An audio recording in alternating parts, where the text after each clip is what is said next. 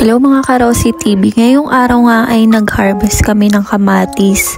At dito nga pala sa farm namin ay may naliligaw na mga maliliit na kamatis. At eto nga ay hina-harvest ko na siya kasi pwede to pang salad, hindi na to pinapambenta, pwede na rin tong kainin namin.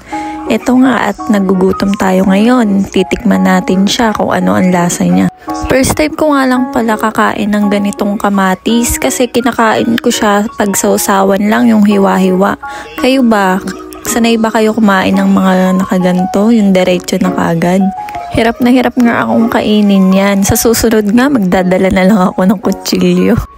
At ayun nga, nakain ko na siya at nasatisfy na ang Karosi TV nyo. Pag nga andito ka sa farm tapos hindi ka naman maarte sa pagkain, hindi ka talaga magugutom kasi meron din mga warak na kamatis na pwede din kainin. Sa susunod nga, ang kakainin ko naman ay ang malaking kamatis namin. Abangan nyo yan.